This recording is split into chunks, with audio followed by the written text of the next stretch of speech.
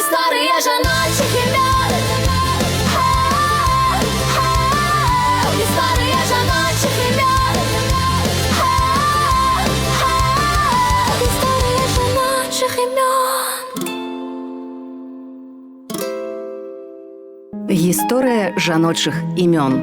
Мода на імёны пастаянна мяняецца. І так лёгка страціць сувязь з тым, што стаіць за родным гучаннем. Нашы імёны – гэта адлюстраванне культуры, гісторыі, надзей і мараў, якія укладалі ў іх нашы продкі. Імя фармуе асобу і можа нават вызначаць будучы лёс. У кожным зашыфраваны цэлы свет.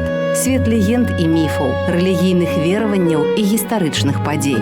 Мы пачынаем падарожжа ў часе, каб раскрыць таямніцы жаночых імён. Імя, пра якое мы сёння раскажам, ужо шмат стагоддзяў вядомае ў Еўропе і асабліва шануецца ў Беларусі і Польшчы. Яно паходзіць ад старажытнагрэчаскага слова «барбарос», што азначае чужаземка, іншаземка, і гаворка, вядома ж, ідзе пра імя Барбара, або па-іншаму Варвара. На беларускіх землях імя атрымала шырокае распаўсюджванне дзякуючы шанаванню святой вялікапакутніцы Варвары, якая лічылася апекункай людзей небяспечных прафесій, а таксама абаронцай ад раптоўнай смерці. На працягу стагоддзяў імя Барбара насілі прадстаўніцы шляхецкіх родаў, дзеячы культуры і мастацтва, дзякуючы чаму яно стала сімвалам высакароднасці, стойкасці і ўнутранай годнасці. Барбара – натура незалежная, упэўненая ў сабе і мэтанакіраваная. Яна валодае моцным характарам, умее прымаць самастойныя рашэнні і не баіцца цяжкасцяў. Разам з тым, уладальніцы гэтага імя адрозніваюцца шчырасцю, дабрынёй і спагадлівасцю. Яны умеюць захоўваць вернасць сваім прынцыпам і заўсёды гатовыя падтрымаць блізкіх.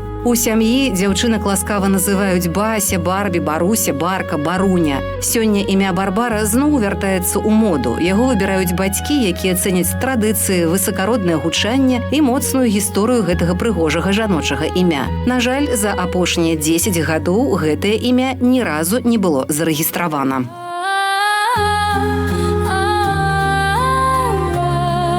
Історія жіночих ім'ян.